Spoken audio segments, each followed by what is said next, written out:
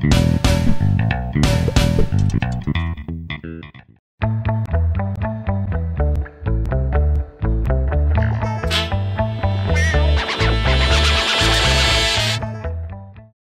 nerds, welcome back to CW's Flash, Theories and Conspiracies. I'm Brian from Good Nerd Bad Nerd, and this week we had episode 19, Who is Harrison Wells? Now, of course, the audience already knows that Harrison Wells is Eobard Thawne from the future, but Barry and his team are getting closer and closer to figuring out Wells really might not be from around here. But before we talk about that, there was a lot of Easter eggs this week. Easter eggs for Flash, Arrow, and just the kind of wider DC universe. So a lot to talk about. So first, let's talk about the villain this week, Everyman. Now, a lot of people may have assumed this was a spin on the Everywhere Man from the Batman cartoon, The Batman. But no, that character was made up specifically for that show. Everyman is actually from the comics, and he is a shapeshifter. The difference, and this is a good difference, in the comics, he doesn't touch people to change into them. He has to actually ingest part of them. He has to eat part of them. Now, they say in the comics it only has to be as much as a piece of hair, but Everyman has, found out he actually likes the taste of human, which, makes his name very fitting. Hannibal Bates, clearly named after Hannibal Lecter and Norman Bates, the two probably most infamous serial killers in all of film. So that's just that's a nice little tie in there, and I'm very glad that the showrunners for Flash decided to change up how Everyman got his powers, because that would take the show a little dark. And that this episode, what with the whole decayed body, was already pretty dark as it was. Now the Easter eggs for this episode, what was going on? From the very first segment, we're getting Easter eggs through this episode. Barry's on a food run, and he's going to Coast City. Coast City is the home of Ferris Airlines, or airplanes.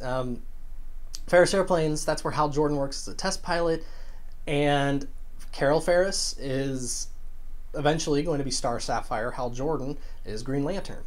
So that's really cool that we got to see this and know that Coast City does actually exist in this universe. Also that Coast City is still here, it hasn't been destroyed. In the comics, Coast City does get destroyed specifically by the cyborg Superman, but that's a whole other story and most likely not going to be touched on at all in the TV universe. But hopefully we will get Green Lantern. That would be cool. So that was cool, and cool to see Barry having fun with his powers. Another road trip this episode, Cisco and Joe, continuing their bromance as they are investigating Harrison Wells. They headed over to Starling City, which, as everyone knows, is hometown to Oliver Queen and the Arrow team. And we got to see Black Canary. Well, she wasn't in her Black Canary costume, except for that awesome picture of her and Cisco, but Laurel Lance and her father, Detective Quentin Lance. And there was some nice dad-detective bonding going on there, even though they're coming at their kind of similar issues from different sides of the coin. One doesn't think secrets. Quentin didn't think secrets were a good thing, and Joe thought secrets were important if it was to protect your family. So Joe, I think, is trying to justify in his mind why he's keeping the secrets from Iris. But that was a really cool sequence of them in Starling City, because not only did they discover Harrison Wells' body, but you had the whole Cisco Black Canary thing with fixing her canary cry, as he called it, also known the sonic scream, and he redesigned it in the shape of like a choker, which is very close to how the character Black Canary appears in the comics at times. Hopefully this is getting us one step closer to it actually being a power. I'm assuming there'll have to be some sort of accident related to that device and something else to finally transfer the power into her, but we'll see how that goes. So that was very cool.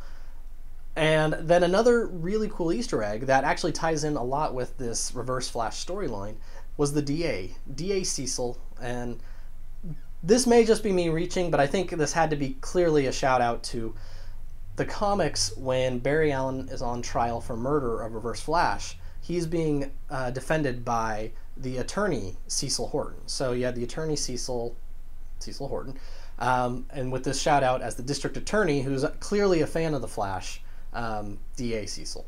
So that was cool, and just another one of kind of these shout outs to the comics and the storyline that's going on right now. Now, what about Harrison Wells? Because that is the focus of this episode. Harrison Wells, we know he's Eobard Thawne from the future, and the guys are starting to put that together. Barry already knows time travel is possible. He's done it now, not just in theory. Cisco is picking up these tachyons, I think it was tachyons, that are basically trace residue from time travel events or individuals who have gone through time. And because of that, they found the real Harrison Wells body, but also they found Eobard Thawne's secret chamber, where he keeps his costume and where he's got that digital image of the newspaper from the day the Flash goes missing. Clearly shouting out to kind of an ultimate crisis or something along those lines. But it's all just really, really cool. And with the next episode, it looks like we are finally going to get a showdown between Harrison Wells' Eobard Thawne character and Barry's team. So this season is really ramping up. I'm not sure if it's going to end in Flashpoint. I kind of feel like this season has to end with Barry just chasing Thawne through time. But, we'll see. What do you guys think? Do you guys hope we get to see Green Lantern sooner than later? Do you think this season is going to end with some major time travel? And what did you think of the episode in general and just all the little shout outs? That was it. It's a great episode. There wasn't much Iris, which I thought was good, although she was acting actually like a reporter this episode, so they are building her up into a character that I think she is supposed to be, and that's good. But that was the episode. Again, I liked it. Can't wait for next week. What did you guys think, and where do you think the episode's going? So until next week, this is Brian from Good Nerd Bad Nerd, and this has been CW's Flash, Theories and Conspiracies.